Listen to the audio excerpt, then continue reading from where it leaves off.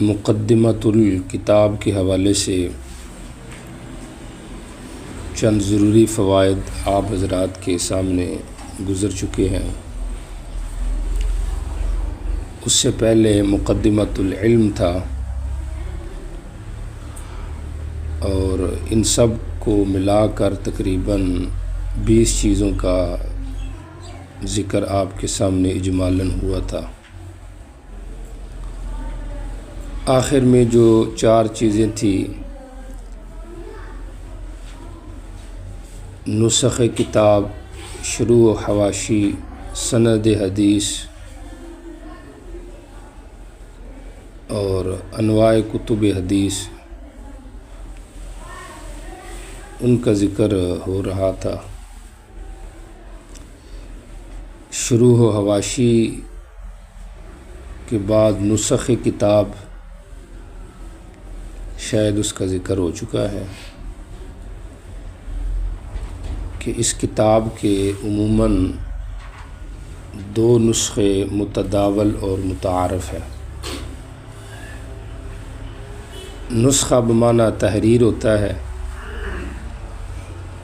پہلے زمانے میں اساتذہ حدیث پڑھتے تھے، اور جو تلامذہ ہوتے تھے وہ حدیث کو سنتے اور ساتھ اس کا ضبط کرتے۔ تو چونکہ متعدد تلامذہ ہر سال حدیث کو پڑھتے، تو اس مناسبت سے کئی تحریریں کتاب کی تیار ہو جاتی۔ سب سے معروف نسخہ ابو عیسیٰ الرملی کا، جو ہمارے ہاں بلاد شرق کے اندر معروف ہے،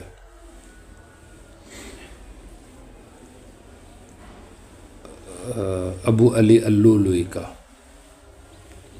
نسخہ، ابو علی اللؤلؤی کا جو ہمارے ہاں معروف ہے۔ تو یہ بصرہ کے اندر امام کے جو شاگرد تھے، انہوں نے اس کو لکھا۔ چونکہ یہ سب سے آخری ہے، اس لیے یہی قابل اعتماد سمجھا جاتا ہے۔ دوسرا نسخہ بلاد مغرب میں وہ ابن داسہ کا، جس کے اوپر پھر علامہ خطابی نے باقاعدہ شرح بھی لکھی، معالم السنن کے نام سے۔ تیسرا نسخہ جو ہے وہ ہے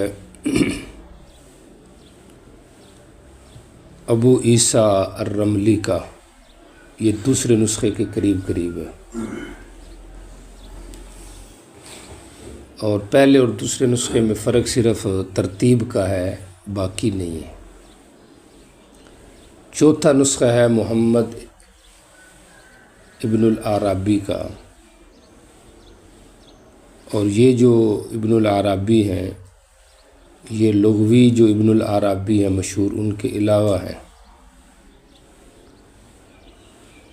یہ جو نسخہ ہے یہ بھی تیسرے نسخے کے قریب ہے، لیکن اس کے کچھ اجزاء بیچ میں سے حذف ہیں۔ اور پانچواں نسخہ ہے ابو الحسن عبدی کا،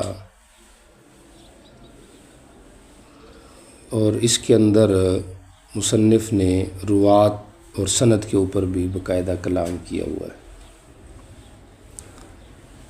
تو یہ نسخ ابو داؤد شریف جو ہے، ان کا ذکر آپ کے سامنے کیا گیا ہے۔ شروع و حواشی، اس کا ذکر پہلے ہو چکا ہے۔ انواع کتب حدیث، اس کا ذکر بھی سن لیں۔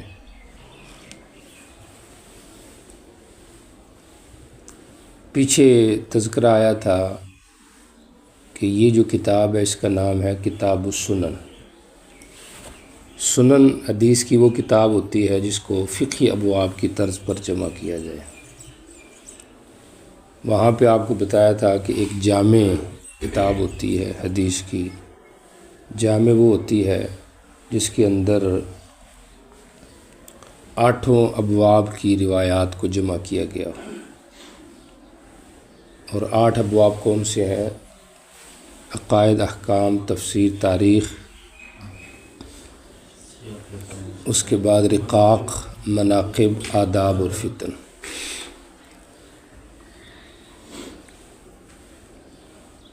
جامع کے بعد ایک نوع ہے جز۔ جز حدیث کی وہ کتاب ہوتی ہے جس کے اندر ایک ہی موضوع پر احادیث کو اکٹھا کیا گیا ہو۔ امام بخاری رحمہ اللہ کی جز رفع الیدین مشہور کتاب ہے، وہ بھی اسی قبیلے سے ہے۔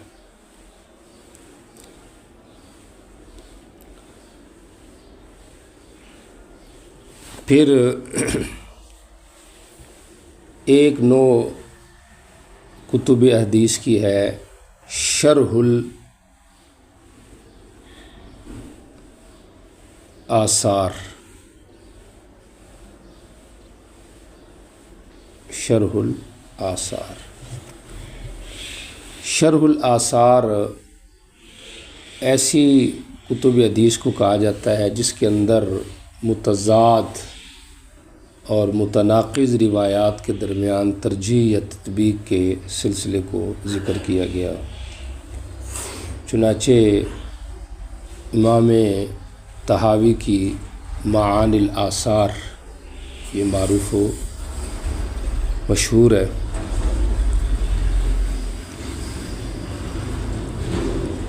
ایسے ہی ایک نوع کتب حدیث کی ہے تعالیق۔ تعالیق وہ کتابیں ہیں حدیث کی جن کی شروع کی جو سند ہے وہ ذکر نہ کی گئی ہو، صرف متن ذکر کیا گیا ہو۔ چنانچہ مصابیح السنہ اور ایسی مشکات المصابیح اسی قبیلے سے۔ مشکات میں مصنف نے صحابی کا نام ذکر کر دیا اور آخر میں حوالہ ذکر کر دیا۔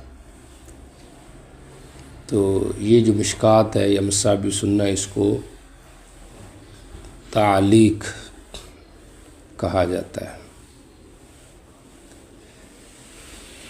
ترتیب،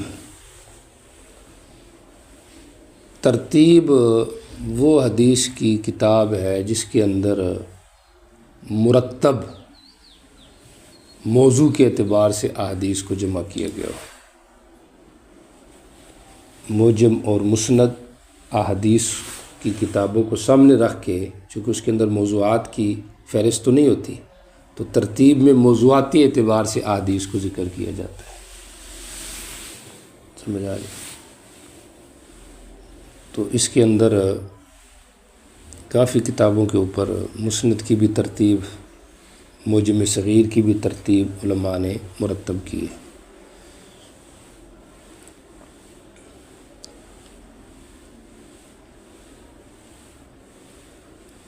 مسند، مسند مسند حدیث کی کون سی کتاب ہوتی ہے جس کے اندر صحابہ کرام کے اسماء کی ترتیب پر یا مقام و رتبہ کی ترتیب پر یا قبیلے کی ترتیب پر احادیث کو ذکر کیا گیا، اس کو مسند کہتے ہیں۔ مسند احمد بن حنبل، مسند ابو داؤد الطیالسی، تو یہ احادیث کی وہ کتابیں ہیں جو صحابہ کرام کی حروف تہجی وغیرہ کی ترتیب پر یا فضیلت کے اعتبار سے، کہ جس کا مقام پہلے ہے اس کی روایت پہلے ذکر کرنی، جس کا بعد میں اس کی بعد میں ذکر کرنی، یا جس کا نام حمزہ سے شروع الف سے اس کو پہلے لے کے آنا، پھر بعد کی با کی روایتیں جس کی شروع کے نام میں با ہے اس کو لے کر آنا۔ مسند کے بعد ہے موجم۔ موجم وہ حدیث کی کتاب ہے جس کو حروف تہجی کی ترتیب پر ذکر کیا گیا، ما یذکر فی الحدیث علی ترتیب حروف الہجا۔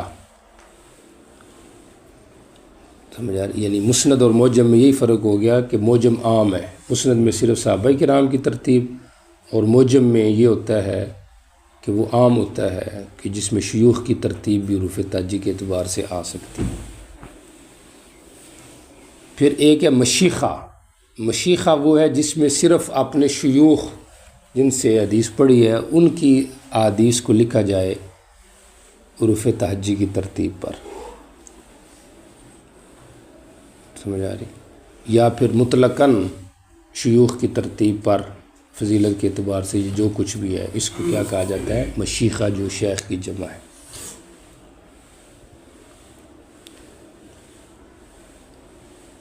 مسلسلات.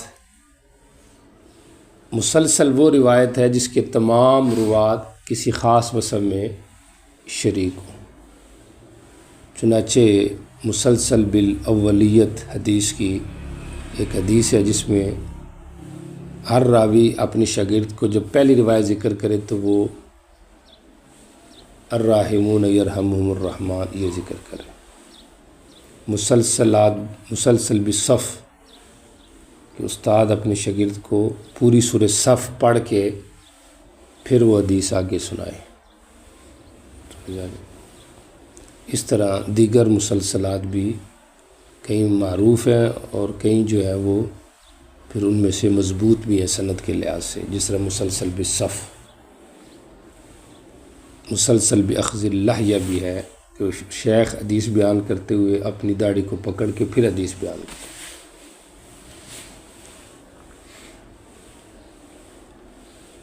امام شاہ ولی اللہ رحمہ اللہ کی اس کے اوپر باقاعدہ ایک رسالہ بھی ہے مسلسلات کے اوپر. موجودہ دور میں حضرت شیخ تقی عثمانی زیدہ مجدہ ان کے پاس بھی کئی مسلسلات ہیں جن کی وہ اجازت دیتے ہیں. مسلسلات اور الاربعین وہ حدیث کی کتاب ہے جس میں 40 احادیث کو کسی بھی کیفیت سے جمع کیا گیا. اور یہ جو 40 حدیث کی بنیاد ہے وہ بہقی کی ایک روایت ہے. نبی پاک صلی اللہ علیہ وسلم نے فرمایا، صحابی نے آپ سے پوچھا کہ آدمی فقیہ کیسے بنے گا؟ تو آپ نے فرمایا من حفظ علی امتی 40 حدیثا،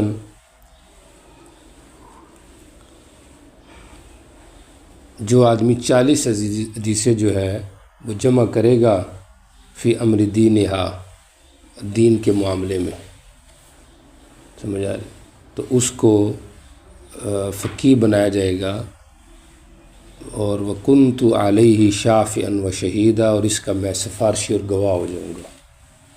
بَعَثَهُ اللَّهُ فَقِيهًا، اللہ اس کو قیامت کے دن فقیہ بنا کر اٹھائے گا. تو اس کو سامنے رکھ کے علماء نے آج تک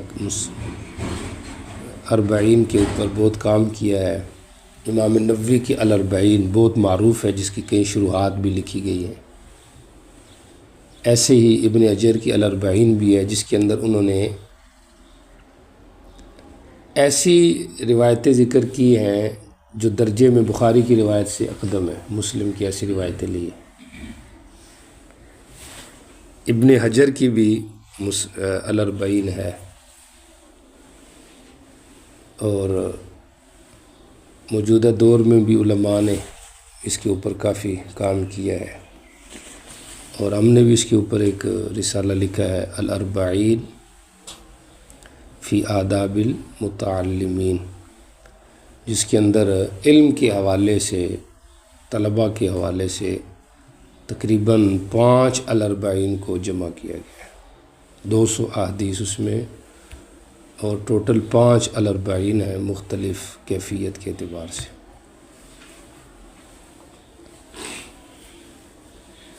ایسے ہی انواع حدیث میں ایک ہے اطراف. اطراف وہ نوع کتب حدیث ہے جس میں حدیث کا ایک سرا ذکر کر کے باقی اس کی ساری سندیں ذکر کی جائے. اطراف الکتب الستہ یہ غالباً طاہر مقدسی کی ہے.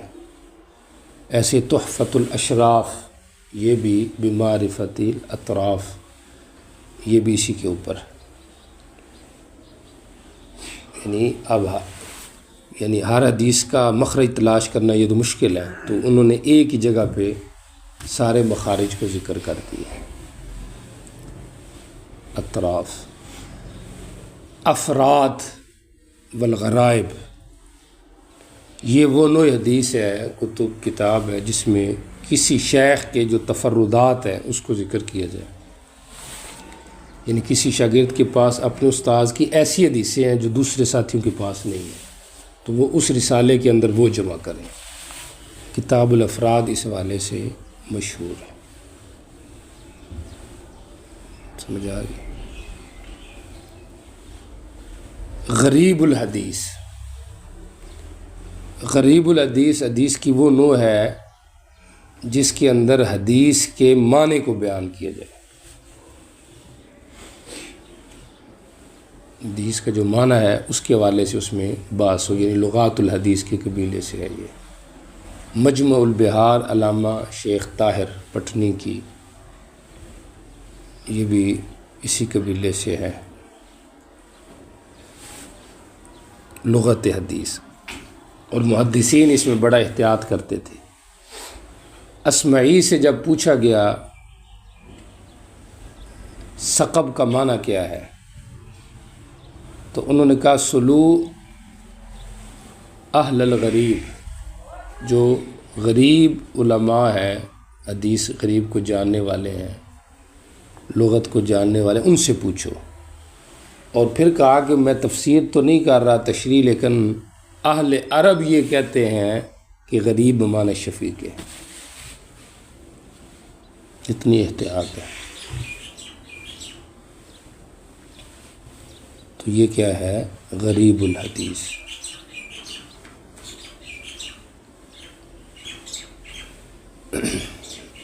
نواب صدیق حسن خان نے بھی اس کے اوپر کام کیا ہے موجودہ دور میں۔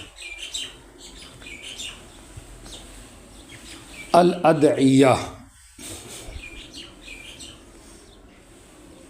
دعاؤں کے حوالے سے احادیث کو جمع کرنا، اس کے اوپر بھی علماء نے کافی کام کیا۔ الاذکار لابن سنی، للامام النسائی، ایسے ہی الحزب الاعظم، ملا علی قاری کی حزب الاعظم، حضرت تھانوی رحمہ اللہ کی مناجات مقبول، سمجھ آ رہی؟ دعاؤں کے اعتبار سے نبی علیہ الصلوۃ والسلام سے جو دعائیہ الفاظ منقول ہیں، ان احادیث کو اس کے اندر کیا کرنا؟ جمع کرنا۔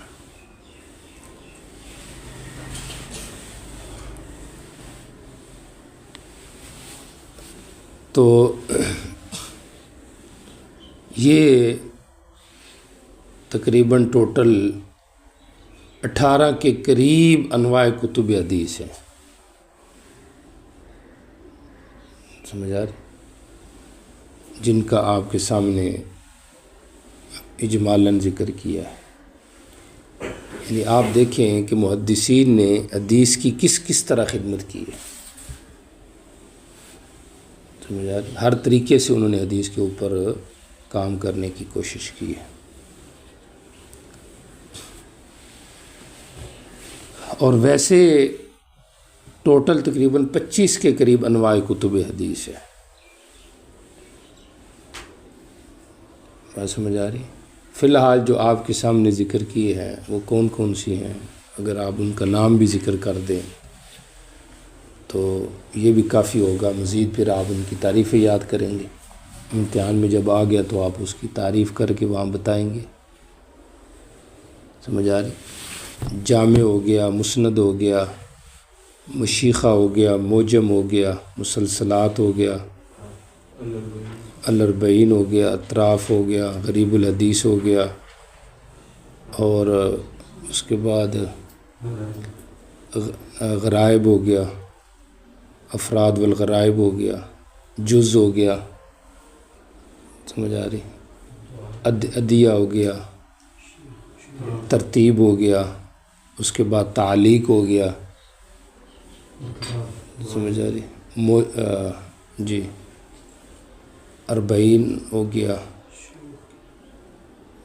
تو یہ تقریباً 18 کے قریب آپ کے سامنے ذکر کی ہے. سمجھ آ رہی؟ 4 ایسی ہیں جو حمزہ سے شروع ہیں، آ 2 تا سے شروع ہیں، تت، اور 2 سین شین سش. پھر 4 میم سے شروع ہے، مم مم مم. اور اس کے بعد جو ہے وہ 2 جیم سے ہے، جج. اور پھر ایک عین اور ایک غا سے ہے، اغ. تو یہ 18 ہیں. سمجھ آ رہی؟ پھر آپ ہر ایک کا نام تلاش کر کے بھی اس کی تعریف کر سکتے ہیں. سمجھ آ رہی؟ مثلا میں نے کہا نا 4 حمزہ سے شروع ہیں، تو اب حمزہ کے 4 نام آپ تلاش کر لیں.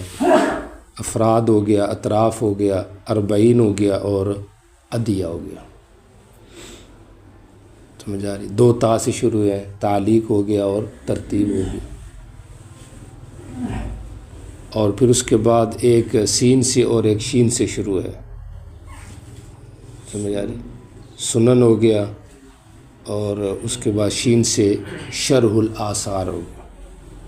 4 میم سے شروع ہے، مسلسلات ہو گیا، موجم ہو گیا، مشیخہ ہو گیا، مسند ہو گیا. پھر اس کے بعد 2 جیم سے ہو گیا، جامع اور جز ہو گیا. پھر اس کے بعد ایک عین سے شروع ہے اور ایک غین سے. غین سے غریب الحدیث ہو گیا، اور عین سے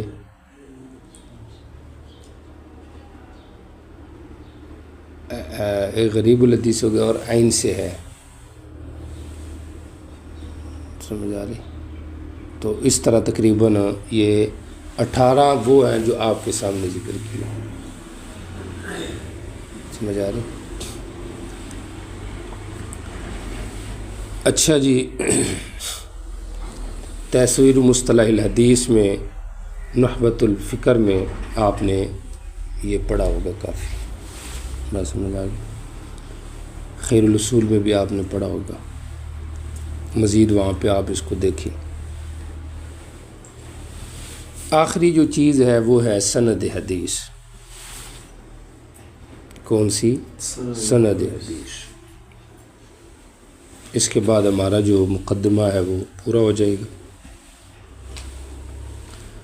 سند سمجھ آئی؟ ما یوصل الی المتن کو کہتے ہیں. حضرت عبداللہ ابن مبارک رحمہ اللہ کا مقولہ ہے، لولا الاسناد من الدین لقال من شاء ما شاء. سند جو ہے یہ دین کا حصہ ہے. اگر یہ سند نہ ہوتی تو جو چاہے جو کچھ کہتا وہ کہہ سکتا تھا. لیکن سمجھ آ رہی؟ تالی جو ہے یہ باطل ہے، تو اس لیے سند کی حیثیت ہے. اور سند کے جو ہے وہ 3 حصے ہیں. ایک حصہ وہ ہے جو مصنف کتاب سے لے کر نبی پاک صلی اللہ علیہ وسلم تک ہے. ایک حضرت شاہ ولی اللہ رحمہ اللہ سے لے کر مصنف تک ہے. اور تیسرا حصہ استاد سے لے کر حضرت شاہ ولی اللہ رحمہ اللہ تک ہے. ایک واجبی سند ہے جو حفاظت حدیث کا ذریعہ ہے، اور ایک استحبابی سند ہے. واجبی سند وہ ہے جو آخری سند ہے مصنف سے لے کر نبی علیہ السلام تک. یہ واجبی کیونکہ یہ حفاظت حدیث کا ذریعہ ہے. کتابت حدیث کے بعد یعنی سیاہ ستہ کے لکھے جانے کے بعد اب گویا کہ تواتر کو یہ حدیثیں پہنچ چکی ہیں. متواتر ہوں گی نہیں ہیں، چونکہ تواتر کے لیے تو ہر طبقے میں تواتر ہونا چاہیے. سمجھ آ رہی؟ لیکن تواتر بئی معنی یہ حدیثیں متواتر ہو گئی بعد میں، کہ اب ہر ایک کے پاس یہ اس طریقے سے پہنچ چکی ہیں کہ اس کا انکار نہیں ہو سکتا. بات سمجھ آ رہی؟ آج کل جو حدیث کی سند ہے اگرچہ وہ حفاظت حدیث کا ذریعہ نہیں ہے، لیکن برکات حدیث کا ذریعہ ضرور ہے. اس لیے علماء نے آج بھی سند کا ذکر اور اس کی رعایت ویسے ہی رکھی ہے جیسا کہ پہلی 3 صدیوں کے اندر اس کی رعایت تھی،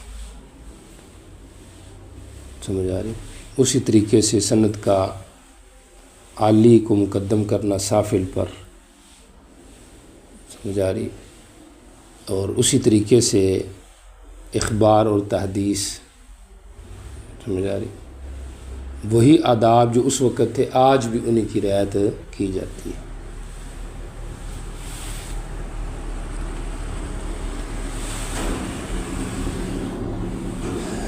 بر صغیر میں جو حدیث پاک کا رواج ہوا ہے تو یہ اس کا سحر حضرت شاہ ولی اللہ رحمہ اللہ کو زیادہ پہنچتا ہے۔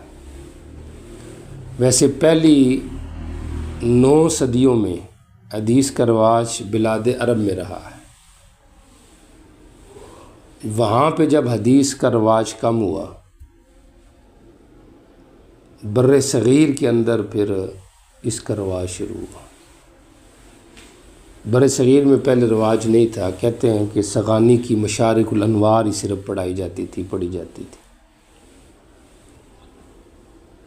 اور پھر 10ویں صدی میں شیخ علی متقی صاحب کنز العمال جو ہیں وہ عرب سے پڑھ کے آئے اور انہوں نے یہاں پہ آ کے حدیث کو رواج دیا۔ چنانچہ ان کے تلامذہ میں شیخ عبد الوہاب اور ایسے ہی شیخ محمد طاہر پٹنی، جن کی مجمع البحار، تذکرۃ الموضوعات جیسی اہم کتابیں یہ ان کے شاگردوں میں سے تھے۔ مجمع البحار تو ایسی جیسے سیاستہ کی شرح سمجھے، سارے سیاستہ۔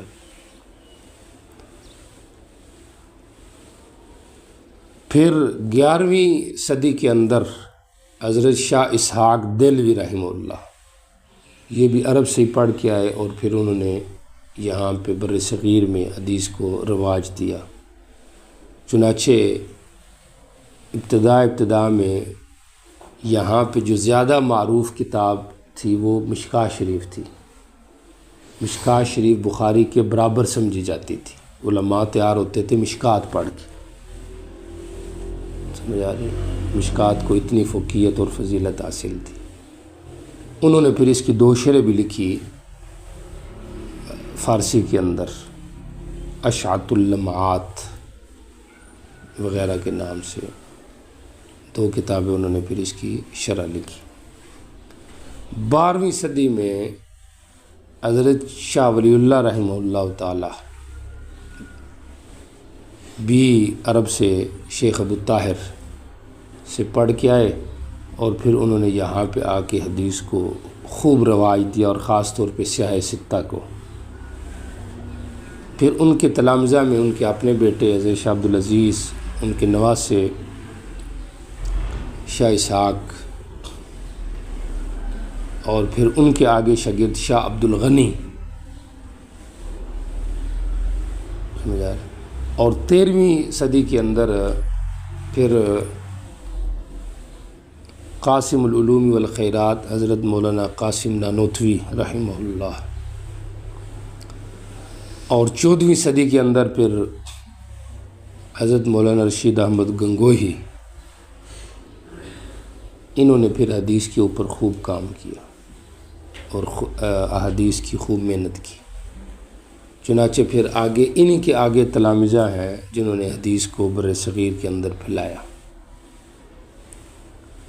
چنانچہ بر صغیر کی جو بھی سند ہے حدیث کی وہ ساری کی ساری حضرت شاہ ولی اللہ رحمہ اللہ سے ہو کر جاتی ہے، اس لیے ان کو مسند الہند کہا جاتا ہے کہ پورے ہندوستان کی وہ مسند ہے، سند ہے، چاہے وہ قرات کی ہو، چاہے وہ تفسیر کی ہو، چاہے وہ حدیث کی ہو، سمجھ آ رہی؟ وہ ساری گزرے گی تو حضرت شاہ ولی اللہ رحمہ اللہ تعالی رحمۃ واسعۃ سے۔ تو اس طریقے سے پھر یہ حدیث پہنچی ہمارے اکابرین جو بزرگ تھے علماء دیوبند ان کے پاس، اور پھر ان کے وساطت سے ہم تک یہ حدیث پہنچی۔ پھر احادیث کی جو سند ہے کتابوں کے حوالے سے بھی ہے اور نفس اجازت کے اعتبار سے بھی سند ہوتی ہے۔ سمجھ آ رہی؟ تو کتاب کے اعتبار سے ابو داؤد شریف کی جو سند ہے ہماری، وہ یہ ہے کہ میں نے ابو داؤد شریف پڑھی ہے استاذنا المکرم و شیخ المحترم حضرت مولانا نور البشر صاحب حفظہ اللہ تعالی ورعاہ، جو آج بھی جامعہ عثمان ابن عفان، معہد العثمان ابن عفان کراچی میں ان کا مدرسہ ہے، وہاں کے مدیر ہیں، حدیث پڑھاتے ہیں۔ اس وقت وہ جامعہ فاروقیہ کے اندر پڑھایا کرتے تھے، تو مکمل ابو داؤد شریف ہم نے جو ہے وہ ان سے پڑھی۔ استاد جی نے جو حدیث پڑھی ہے ابو داؤد شریف کی، وہ پڑھی ہے دارالعلوم کراچی میں حضرت مولانا قاری رعایت اللہ صاحب سے اور حضرت الشیخ غلام محمد صاحب سے رحمہم اللہ تعالی رحمۃ واسعہ۔ اور ان دونوں حضرات نے ابو داؤد شریف پڑھی ہے استاذ الادب حضرت مولانا اعزاز علی رحمۃ اللہ تعالی علیہ سے۔ تو اس طریقے سے یہ سند پھر اوپر جاتی ہے۔ حضرت شیخ اعزاز علی نے حضرت محمود حسن سے، انہوں نے حضرت مولانا قاسم نانوتوی سے، رشید احمد گنگوئی سے، انہوں نے حضرت شاہ عبد الغنی سے، انہوں نے شاہ اسحاق سے، انہوں نے شاہ عبدالعزیز، اور انہوں نے حضرت شاہ ولی اللہ رحمہ اللہ سے۔ حضرت رشید احمد گنگوہی رحمہ اللہ کا تو یہ دستور تھا کہ وہ سیاہ ستہ خود سارے اکیلے پڑھایا کرتے تھے، ایک استاد ساری حدیثیں پڑھاتا تھا۔ یہ ان کی مقبولیت اور قابلیت تھی، سمجھ آ رہی؟ اور ان کے پاس جو حدیث پڑھی جاتی تھی وہ یہ نہیں ہوتا تھا جیسے ہم لمبی لمبی تقریریں کرتے ہیں، وہ مختصر ضرورت کی جگہ پہ کلام فرمایا کرتے تھے۔ طلبہ بھی ذی استعداد ہوتے تھے، اور پھر ان کی روحانیت اور برکات ہوتی تھی، جس کی وجہ سے سارے جو ہے وہ حدیث کی کتابیں خود پڑھاتے تھے۔ تو یہ تو ابو داؤد شریف کتاب کی سند ہے جو آپ کے سامنے ذکر کی ہے، اور ویسے جو نفس حدیث ہے اس کے حوالے سے بھی اجازت حدیث ہمیں بخاری اول جو ہم نے پڑھی ہے وہ حضرت شیخ سلیم اللہ خان صاحب رحمۃ اللہ علیہ سے جامعہ فاروقیہ میں، انہوں نے حضرت شیخ حسین احمد مدنی رحمہ اللہ سے، اور ایسے ہی اجازت حدیث ہمیں حاصل ہے حضرت شیخ عبدالسلام رستمی رحمۃ اللہ تعالی علیہ سے پشاوری، اور انہوں نے حضرت عبدالرحمن بہبودی رحمہ اللہ سے حدیث پڑھی، اور نفس اجازت حدیث ایسے ہی حضرت ہمیں حاصل حضرت شیخ قاضی عصمت اللہ رحمۃ اللہ علیہ سے، انہوں نے حضرت قاضی شمس الدین رحمہ اللہ سے، اور انہوں نے حضرت انور شاہ کشمیری رحمہ اللہ سے۔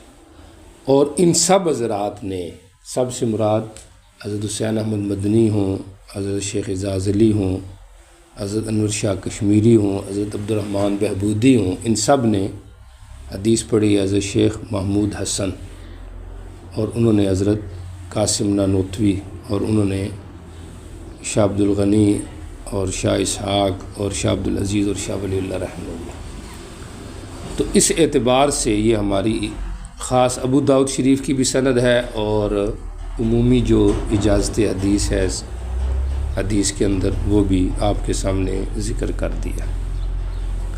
تو بہرحال اسی سند حدیث کی اختتام پر مقدمے کا بھی اختتام ہے، جس کے اندر جتنے بھی مبادیات ما لہا و ما علیہا تھے وہ آپ کے سامنے تفصیلی آ چکے ہیں۔ شروع میں ہم نے آپ کو بتایا تھا کہ مقدمۃ العلم ٹوٹل 9 چیزیں، تعریف، موضوع، غرض و غایت، تدوین، اور اس کے بعد نسبت، تبویب، مرتبہ، حکم، ایسے ہی یہ چیزیں آ جائیں گی۔ مقدمۃ الکتاب میں بھی پہلے 2 کے علاوہ 16 بن گئی۔ شروع و حواشی اور تعدد نسخ، سند حدیث اور آداب طالب علم، ضمناً آپ کو انواع کتب حدیث بھی بتائے ہیں۔ تو یہ ٹوٹل 20 چیزیں تھیں جو حضرت شیخ زکریا رحمہ اللہ عموماً بتایا کرتے تھے، اور وہ آپ کے سامنے ذکر کر دی ہیں۔ تو اب آپ نے ان سب کو یاد کرنا ہے اور کل اس کا ٹیسٹ دینا ہے، ہو جائے گا انشاءاللہ العزیز۔